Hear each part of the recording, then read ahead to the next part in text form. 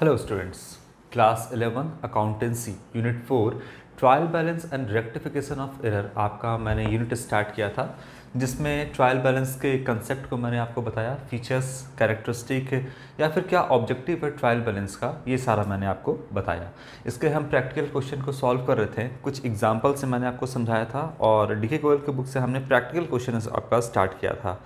Practical question 3A हमने solve कर दिया था। आज हम शुरू करेंगे, स्टार्ट करेंगे 3B। ये क्वेश्चन आज हम सॉल्व करेंगे डीके गोयल के बुक से, प्रैक्टिकल क्वेश्चन। चलिए,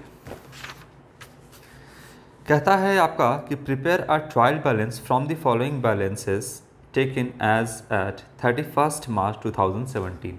तो यहाँ पर हम डेट लिख देंगे 31 मार्च 2017। चलिए, कैपिटल है सबसे पहले, यहाँ लिखते हैं हम नेम ऑफ अकाउंट्स में कैपिटल। कैपिटल अकाउंट 2.5 लाख रुपए है, 2,50,000, ये आपका क्रेडिट बैलेंस में जाएगा, 2,50,000। कैपिटल क्या होता है? सेपरेट एंटिटी कंसेप्ट कहता है कि जो बिजनेस है और बिजनेसमैन है वो दोनों अलग अलग है, और जो बिजनेसमैन बिजनेस में जो कैश लगाता है, पैसा लगाता है, उसे हम कैपिटल कहते हैं। और जो कैपिटल है वो बिजनेस के लिए इंटरनल लायबिलिटी होता है, और इंटरनल लायबिलिटी होने की वजह से कहाँ दिखेगा आपका कैपिटल? क्रेडिट साइड में। मैंने आपको बताया था कि जो भी एक्सपेंस होगा, लॉस होगा या एसेट होगा वो आपका डेबिट बैलेंस में दिखेगा, जो भी आपका इनकम होगा, गेन होगा या लायबिलिटी होगा वो आपका क्रेडिट साइड में दिखेगा। तो कैपिटल यहाँ पर इंटरनल लायबिलिटी होने की वजह से क्रेडिट बैलेंस यहाँ पे शो करेगा। तो हम उसको ट्रायल बैलेंस में कैपिटल को कहाँ लेकर आएंगे? क्रेडिट साइड में। ड्राइंग्स है आपका 24,000। ड्राइंग्स ये आपका डेबिट साइड में शो करेगा, डेबिट बैलेंस 24,000। जब भी ऑनर अपने पर्सनल यूज़ के लिए, अपने प्राइवेट यूज़ के लिए बिजनेस से कैश निकालता है तो उसे हम ड्राइंग्स कहते हैं। मैंने आपको इसका सारा कंसेप्ट भी समझाया था कि जब ऑनर पैसा डालता है, बिजनेस में लगाता है, इन्वेस्ट करता है, तो हम कैश टू कैपिटल या बैंक टू कैपिटल अकाउंट यहाँ पे एंट्री करते हैं। जब ऑनर अपने प्राइवेट यूज़ के लिए, पर्सनल यूज़ के लिए बिजनेस से पैसा निकाल लेता है तो हम क्या करते हैं? कैपिटल टू कैश अकाउंट का एंट्री करते हैं, और उसी कैपिटल को हम ड्राइंग्स लिखते हैं। इसलिए ड्राइंग्स हमेशा क्या होगा? यहाँ पर डेबिट साइड में इसका बैलेंस शो करेगा। इसके बाद है डेटर्स।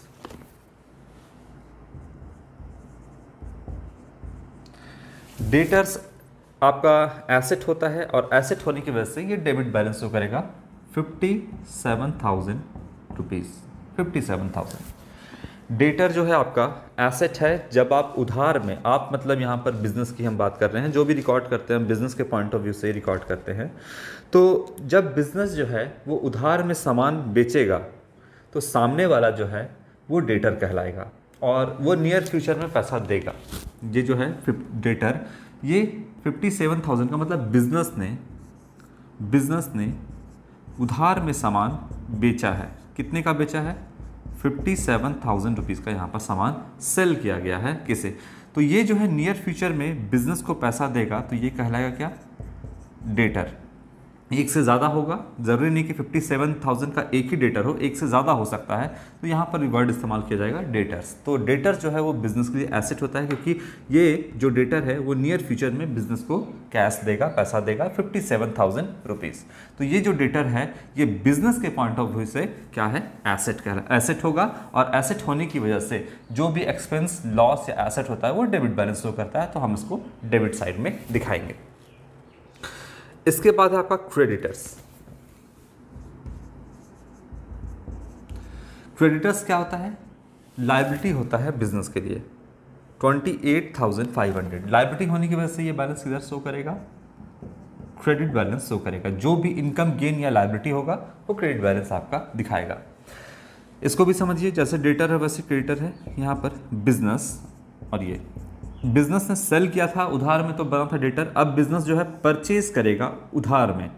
बिजनेस क्या करेगा? सामने वाले बंदे से परचेज करेगा उधार में, तो ये जो है कहलाएगा बिजनेस के पॉइंट ऑफ व्यू से क्रेडिटर्स, यानी नियर फ्यूचर में बिजनेस को इसे पैसा देना होगा। कितना देना होगा? तो यहाँ पर 28,500 रुपीज़ जो है बिजनेस को देना होगा इसे। तो ये कहलाएगा बिजनेस के पॉइंट ऑफ व्यू से, ये क्या कहलाएगा? क्रेडिटर्स कहलाएगा। बिजनेस के ऊपर लायबिलिटी है कि इसको क्रेडिटर्स को कितना पैसा देना है नियर फ्यूचर में? 28,500 रुपीज़। तो ये जो है बिजनेस के पॉइंट ऑफ व्यू से क्रेडिटर कहलाएगा, और ये जो क्रेडिटर है वो करंट लायबिलिटी होता है, और लायबिलिटी होने की वजह से ये हमेशा क्रेडिट बैलेंस शो करेगा। ठीक है, अच्छा।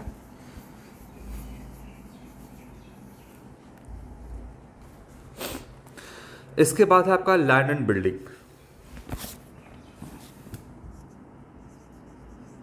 Land and building. Land and building क्या है? पूरा एसेट के बारे में मैंने आपको बताया था। तो लैंड एंड बिल्डिंग जो है आपका लॉन्ग टर्म एसेट है, फिक्स्ड एसेट है। और फिक्स्ड एसेट में भी कैसा फिक्स्ड एसेट? तो टैंजिबल फिक्स्ड एसेट। दो तरह का फिक्स्ड एसेट होता है, एक आपका टैंजिबल और एक होता है आपका इनटैंजिबल फिक्स्ड एसेट। तो यहाँ पर जो है land and building tangible fixed asset है, और एसेट होने की वजह से यहाँ कौन सा बैलेंस शो करेगा? डेबिट बैलेंस शो करेगा। बैलेंस कितना है इसका? 1,80,000, 1,80,000 का लैंड एंड बिल्डिंग जो है आपका डेबिट बैलेंस में यहाँ पे दिखेगा, ट्रायल बैलेंस में आएगा। इसके बाद प्लांट है आपका, प्लांट भी एसेट है बिजनेस के लिए, ये भी आपका डेबिट बैलेंस शो करेगा।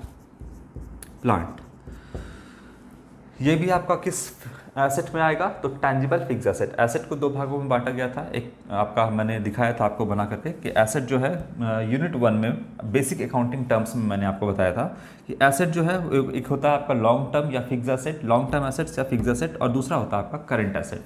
लॉन्ग टर्म फिक्स एसेट में आपको उसको भी दो भागों में बांटा गया है, एक टैंजिबल फिक्स एसेट और एक intangible fix asset.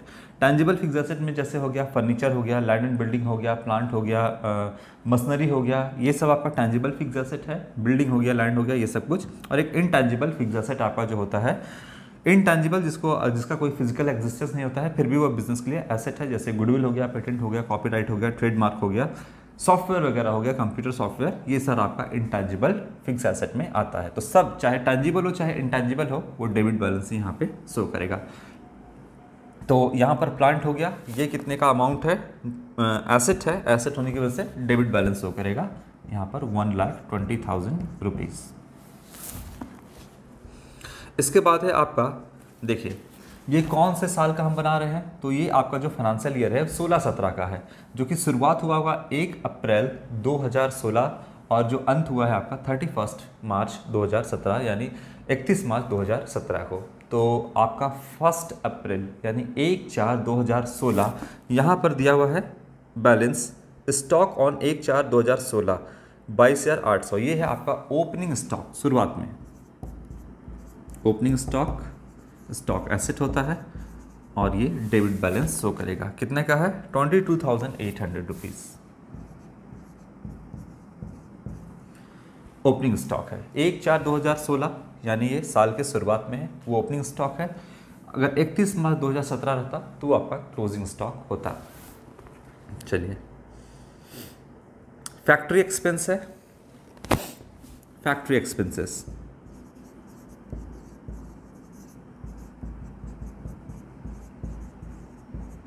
Factory expenses, देखिए ये आपको जो ट्रायल बैलेंस है समझना इसलिए ज़रूरी है कि जब आप फाइनल अकाउंट बनाओगे, फाइनेंशियल स्टेटमेंट बनाओगे, trading and profit and loss account, जब तक ये सारा आइटम अगर आप समझ के नहीं रखोगे कि कौन सा कैसा एक्सपेंस है, कौन सा एसेट है, कौन सा लायबिलिटी है, तब तक आप trading and profit and loss account and balance sheet prepare नहीं कर पाओगे।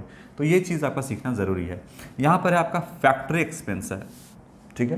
तो फैक्ट्री में जो भी खर्च होगा, एक बिजनेसमैन जो है फैक्ट्री चलाता है, उसका शोरूम भी होता है, तो फैक्ट्री में जितना भी खर्च होगा जो कि ट्रेडिंग अकाउंट में आता है, वो आपका डायरेक्ट एक्सपेंस है। अब डायरेक्ट हो चाहे इनडायरेक्ट हो, ट्रायल बैलेंस में वो कहाँ दिखेगा? तो एक्सपेंस के तौर पे वो डेबिट बैलेंस शो करेगा। तो यहाँ पर फिलहाल है 16,600। अब यहाँ पर आपको डायरेक्ट इनडायरेक्ट नहीं देखना है, यहाँ पर देखना है कि कौन सा एक्सपेंस है। जब आप trading account and profit and loss account बनाइएगा, trading and profit and loss account, तब वहाँ पर आपको ये अंतर समझाएंगे कि कौन सा आपका ट्रेडिंग अकाउंट में जाएगा, कौन सा आपका पीएल अकाउंट में जाएगा, और कौन सा जो है वो बैलेंस शीट में यहाँ पर एसेट या लायबिलिटी जाएगा। तो रेवेन्यू एक्सपेंडिचर क्या है आपका, रेवेन्यू इनकम क्या है ये जानना है आपका। फिर आपको यहाँ पर जानना होगा कि कैपिटल एक्सपेंडिचर हम किसे कहते हैं या कैपिटल रिसीट हम किसे कहते हैं। तब जाकर के आप जो है trading in profit and loss account and balance sheet को आराम से प्रिपेयर कर लोगे। कंसेप्चुअल, बाकी रट कर बनाओगे तो वो अलग बात है। तो यहाँ पर हो गया फैक्ट्री एक्सपेंस 16,600। फिर है office expenses, indirect expenses, office expenses जो कि प्रॉफिट एंड लॉस के डेबिट साइड में आएगा, इनडायरेक्ट एक्सपेंस है। ये हो गया आपका एक्सपेंस है 7,700 रुपया, 7,700 रुपीज़ डेबिट साइड में दिखेगा आपका। इसके बाद आपका परचेज रिटर्न है। मैंने आपको बताया था परचेज हमेशा डेबिट बैलेंस शो करता है, तो परचेज रिटर्न जो है वो क्रेडिट बैलेंस शो करेगा। यहाँ पे हम लिखते हैं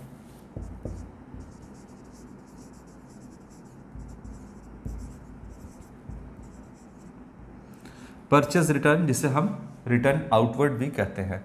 अगर परचेज होता तो डेबिट बैलेंस शो करता और परचेज रिटर्न किधर करेगा, क्रेडिट बैलेंस शो करेगा। अमाउंट हम देख लेते हैं 6,000 रुपीज़ है, तो यहाँ पे 6,000 रुपीज़ क्रेडिट साइड में आप दिखाओगे।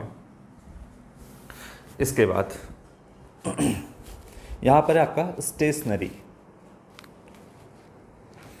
स्टेशनरी है आपका एक्सपेंस है, डेबिट बैलेंस शो करेगा।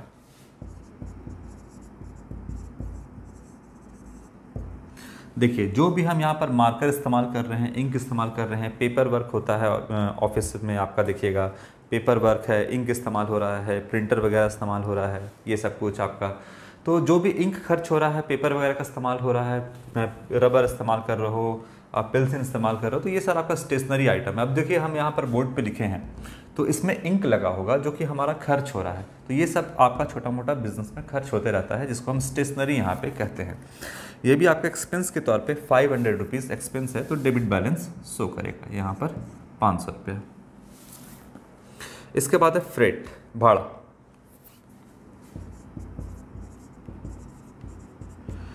एक्सपेंस है ये, फ्रेट जो है आपका एक्सपेंस है, भाड़ा दिया है आपने यहाँ बिजनेस ने 2,500 रुपया, तो ये आपका डेबिट साइड में शो करेगा क्योंकि ये एक्सपेंस है, खर्च है। इसके बाद आ जाइए उधर आप परचेस।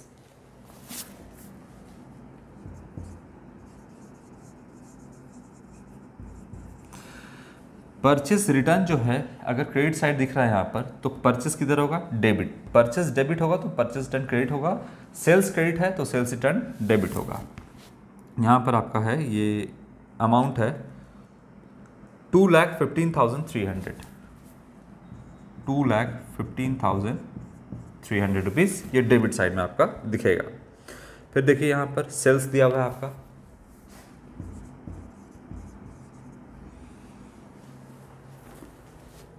सेल्स जो है 3,80,000 यहाँ पे है। सेल्स हमेशा क्रेडिट बैलेंस शो करता है 3,80,000 रुपीज़। जब आप सेल करते हो तो या तो आप डेटर अकाउंट डेबिट, अगर उधार में कर रहे हो तो debtors account debit to sales, या फिर अगर आप कैश में सेल कर रहे हो, कैश सेल्स होगा तो cash account debit to sales, यही आप जनरल एंट्री बनाओगे। तो यहाँ पर जो सेल्स है वो क्रेडिट बैलेंस शो करेगा। अगर कोई सेल्स रिटर्न होगा तो वो डेबिट बैलेंस यहाँ पे शो करेगा, ठीक है। तो इसके बाद आपका हो गया सेल्स क्रेडिट साइड में 3,80,000। मिसलिनियस एक्सपेंस है आपका, मिसलिनियस एक्सपेंस लिख ही दिया एक्सपेंस, तो जो भी एक्सपेंस होगा वो डेबिट बैलेंस शो करेगा।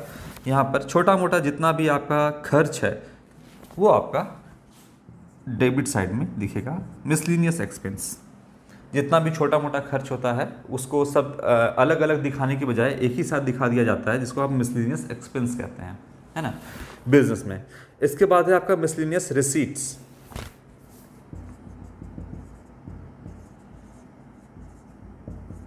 मिसलिनियस रिसीट, यहाँ पर कुछ जैसे यहाँ पर एक्सपेंस है छोटा मोटा खर्च, जितना भी छोटा मोटा एक्सपेंस है वो मिसलिनियस एक्सपेंस में दिखा दिया गया, जितना भी छोटा मोटा इनकम है वो मिसलिनियस रिसीट में आपका दिखाया गया। अब हर किसी का एक छोटा मोटा चीज़ का नाम लिखने का यहाँ पे ज़रूरत नहीं है, सबको मिला करके एक साथ लिख दिया गया यहाँ पर, जिसको हम मिसलिनियस रिसीट कहते हैं, 3,600 रुपीज़। इसके बाद आपका है बैड डेट्स।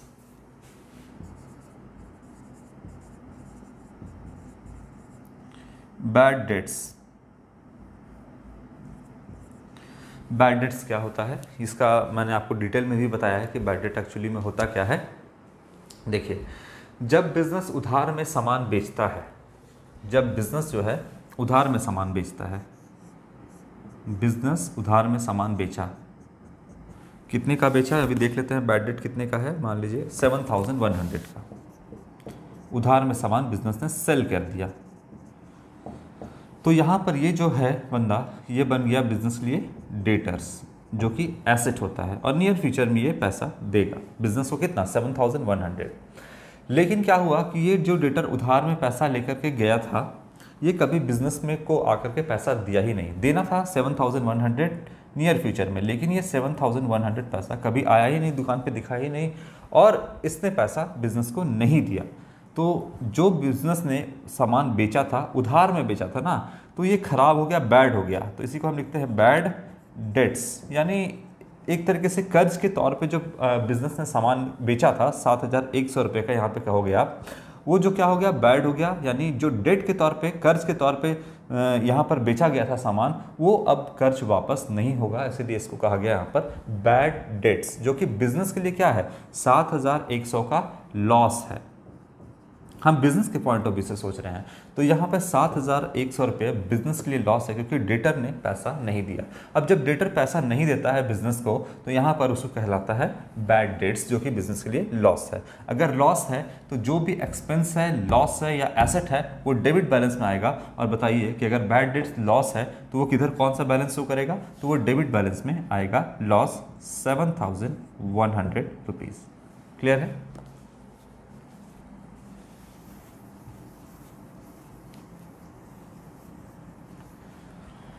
ठीक। इसके बाद है आपका बिल्स रिसीवेबल, यहाँ लिखते हैं, जिसे हम शॉर्टकट में BRB कहते हैं।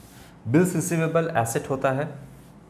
देखिए, यहाँ पर बिजनेस ने उधार में सामान बेचा, किसे बेचा, यहाँ पर इस बंदे को बेचा, तो ये कहलाता है डेटर्स। ये बात तो आपको पता है। अब क्या है कि जब जैसे जैसे बिज़नेस ग्रो करता जाता है, जैसे जैसे बिज़नेस का डेवलपमेंट होता जाता है, उस तरीके से बिज़नेस ये श्योरिटी चाहता है कि सामने वाले बंदे से मेरा जो है पैसा रिकवर हो जाए, हमेशा पैसा आ जाए। ऐसा नहीं है अब जैसे मान लीजिए कि डेटर ने पैसा नहीं दिया तो बिज़नेस को क्या हो गया, लॉस हो गया। लेकिन अगर इसी डेटर से एक पीस ऑफ पेपर पे लिखवा लिया जाएगा, एक लीगल डॉक्यूमेंट होता है, बिल्स ऑफ एक्सचेंज जिसको हम पढ़ेंगे, तो ये एक लीगल डॉक्यूमेंट होता है, और इस पे ये जो डेटर है यानी बायर है, जो परचेजर है, ये भी साइन करेगा और सेलर भी यहाँ पे साइन करेगा, तो ये कहलाएगा बिल्स ऑफ एक्सचेंज। अब ये बिल का पैसा नियर फ्यूचर में बिजनेस को मिलेगा, तो बिजनेस के पॉइंट ऑफ व्यू से ये वाला बिल कहलाता है बिल्स रिसीवेबल। अब यहाँ पे बिल्स रिसीवेबल है कितने का, वो हम देख लेते हैं, 5000 रुपीज़ का। तो इस बिल के ऊपर 5000 रुपीज़ यहाँ पे लिखा रहेगा, दोनों का यहाँ पर साइन रहेगा। तो ये जो बिल है ना, ये इस बिजनेस के लिए कहलाएगा बिल्स रिसीवेबल। और देखिए, इस बिल्स रिसीवेबल यानी BR के पीछे एक्चुअली में डेटर ही छुपा हुआ है। लेकिन ये एक पीस ऑफ पेपर पे जो लिखा हुआ है, जो कि एक लीगल डॉक्यूमेंट है, इस बात का एश्योरिटी देता है कि हाँ, ये जो डेटर है ये पैसा किसी भी कीमत पर देगा। अगर ये पैसा देने से इनकार करता है तो इस पर लीगल एक्शन भी हो सकता है और इससे सारा पैसा मुकदमा करके रिकवर भी किया जाएगा। तो यहाँ पर जो है डेटर, बिल्स रिसीवेबल के पीछे एक्चुअली में डेटर ही छिपा हुआ है। बिजनेस ग्रो करता है तो हम ये श्योरिटी चाहते हैं कि जो भी पैसा हम उधार में दे रहे हैं, जो भी सामान हम बेच रहे हैं उधार में, वो पैसा मेरे पास आ जाए। तो यहाँ पर मान लो 5000 का सामान जो है वो डेटर से को बेचा गया हुआ 5000 का, जो कि एक पीस ऑफ पेपर पे लिखवा लिया गया। तो यहाँ पर ये बिल्स रिसीवेबल कहलाएगा, जो कि बिजनेस के लिए क्या है, एसेट है, क्योंकि डेटर भी एसेट है, बिल्स रिसीवेबल भी एसेट है। इन दोनों को अगर कलेक्टिवली कहेगा तो ये कहलाता है आपका ट्रेड रिसीवेबल। ट्रेड रिसीवेबल कहलाता है ना। डेटर और बिल्स रिसीवेबल को अगर एक वर्ड में बोलिए तो क्या बोलिएगा, ट्रेड रिसीवेबल। ट्रेड रिसीवेबल का मतलब होता है डेटर और बिल्स रिसीवेबल। इस बिल्स रिसीवेबल पे कुछ नहीं है, डेटर ही इसके पीछे छिपा हुआ है, और दोनों क्या होता है, तो करंट एसेट होता है। और एसेट होने की वजह से यहाँ पर BR 5000 रुपीज़, इसको हम डेबिट साइड में लिखेंगे। ठीक है। यहाँ पर आपका उल्टा भी हो सकता था, बिल्स पेबल भी हो सकता था, यानी बिजनेस को बिल का पैसा देना है, तो वो भी आपका ट्रेड पेबल कहलाता है, जिसमें आपका क्रेडिटर्स और बिल्स पेबल आता है, जो कि बिजनेस के लिए लायबिलिटी है। खैर, यहाँ पर जो आपका बिल्स रिसीवेबल हो गया, लोन फ्रॉम एक्स,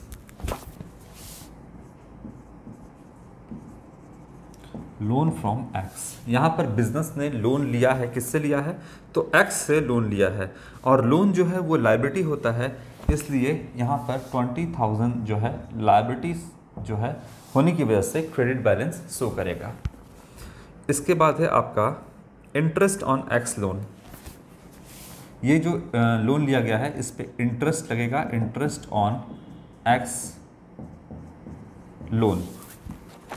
कितने का इंटरेस्ट है, 3,000 रुपीज़ का। ये तो जो है आपका 20,000 रुपीज़, ये तो लायबिलिटी है, लेकिन इस पर दिया गया इंटरेस्ट बिजनेस के लिए एक्सपेंस है, और एक्सपेंस होने की वजह से ये डेबिट बैलेंस आपका दिखेगा। ठीक है, तो लोन कहीं से भी लिया गया हो, चाहे एक्स से लिया गया हो, वाई से लिया गया हो, जेड से लिया गया हो, उससे कोई यहाँ पर लेना देना नहीं है। किसी बैंक से लिया गया हो, किसी फाइनेंशियल इंस्टीट्यूशन से लिया गया हो, लोन है तो लायबिलिटी है बिजनेस के ऊपर, लायबिलिटी है तो लायबिलिटी हमेशा क्रेडिट बैलेंस शो करता है, लेकिन इस पर दिया गया इंटरेस्ट जो है वो बिजनेस के लिए एक्सपेंस है, और एक्सपेंस होने की वजह से वो डेबिट बैलेंस यहाँ पे शो करेगा। ये आपका डेबिट बैलेंस का कॉलम है, इसमें आपका शो करेगा। ठीक है, लोन हो गया। उसी तरीके से इन्वेस्ट करता अगर बिजनेस पैसा, तो इन्वेस्टमेंट जो है, जैसे मान लीजिए कि बिजनेस ने कहीं पैसा इन्वेस्ट किया, तो इन्वेस्टमेंट जो है वो एसेट होगा, तो वो डेबिट बैलेंस शो करेगा। यहाँ पर इन्वेस्टमेंट यही समझाते हैं, डेबिट बैलेंस शो करेगा। और अगर इंटरेस्ट ऑन इन्वेस्टमेंट होगा, इंटरेस्ट ऑन यहाँ पे इन्वेस्टमेंट, इंटरेस्ट ऑन इन्वेस्टमेंट होगा तो वो किधर शो करेगा, क्रेडिट बैलेंस शो करेगा, क्योंकि इन्वेस्टमेंट एसेट होने की वजह से डेबिट बैलेंस शो करेगा, और इंटरेस्ट ऑन इन्वेस्टमेंट इनकम होने की वजह से क्रेडिट बैलेंस शो करेगा।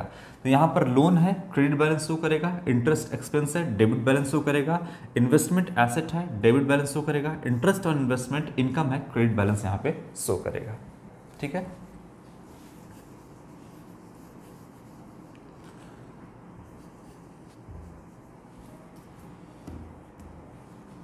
चलिए, इंटरेस्ट ऑन लोन हो गया।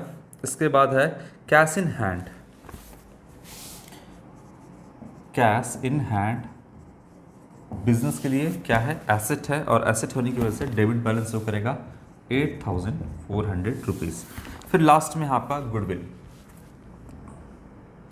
गुडविल है आपका 10,000 रुपीज़।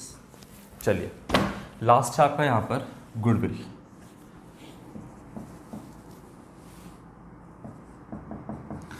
गुडविल क्या है, एसेट को दो भागों में बांटा गया है। एक आपका non current asset, fixed asset या लॉन्ग टर्म एसेट जिसे कहते हैं, और एक हो गया करेंट एसेट। तो आपका गुडविल आ जाएगा फिक्स्ड एसेट में। फिक्स्ड एसेट को भी दो भागों में बांटा गया है, एक है आपका टैंजिबल फिक्स्ड एसेट और दूसरा है आपका इनटैंजिबल फिक्स्ड एसेट। तो गुडविल किस में आएगा, इनटैंजिबल फिक्स्ड एसेट में आपका गुडविल आएगा, जिसको देखा, जिसका कोई फिजिकल एग्जिस्टेंस नहीं होता है, जिसे आप देख नहीं सकते हैं, छू नहीं सकते हैं, लेकिन हाँ इसका कोई इससे जो है बिजनेस पैसा कमाता है। गुडविल के जरिए भी बिजनेस पैसा कमाता है यहाँ पर, जिसका वैल्यूएशन जो है, गुडविल का वैल्यूएशन क्लास 12 में हम सीखेंगे, जिसमें आपका average profit method, super profit method, capitalisation method आपका है, और वेटेड एवरेज मेथड भी आपका दिया गया है। गुडविल को कैलकुलेट करना हम सीखेंगे।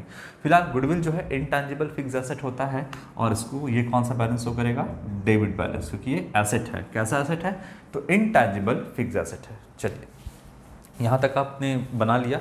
एक एक जितना जितना भी आइटम आएगा ना, तो जब हम फाइनेंशियल स्टेटमेंट बनाएंगे तो उस समय हम सारी बातों को उसमें डील करेंगे। लेकिन जो गुडविल है, जितना भी चीज़ आपको है, वो हम ऑलरेडी आपको यूनिट नंबर 1 में बेसिक अकाउंटिंग टर्म्स में हम आपको बता चुके हैं। तो ये हो गया। अब ट्रायल बैलेंस मैच करेगा तो सब कुछ ठीक है, अगर ट्रायल बैलेंस मैच नहीं करता है तो फिर आपका कुछ ना कुछ गड़बड़ हुआ है। तो चलिए देखते हैं कि डेबिट बैलेंस क्रेडिट बैलेंस दोनों इक्वल होता है या नहीं। तो जब आप डेबिट टोटल करोगे यहाँ पे, तो आपका यहाँ पर बैलेंस आ जाएगा 6,88,100 रुपीज़। टोटल करोगे 6,88,100 88,100 रुपीज़ इधर भी, और इधर भी 6,88,100 रुपीज़ इधर भी आपका आएगा। तो ट्रायल बैलेंस यहाँ पर आपका टैली हो गया 6,88,100 रुपीज़ से। ये आपका ट्रायल बैलेंस यहाँ पे बनके तैयार है। बाकी नेक्स्ट क्वेश्चन हम आपको नेक्स्ट वीडियो में बताएंगे। तो ये 3 का भी हमने यहाँ पर कर लिया है। इसके बाद आपका क्वेश्चन नंबर 4 है, 5 है, 6 है, 7, 8 जितना भी होगा आगे हम सबको कवर करेंगे। Thank you.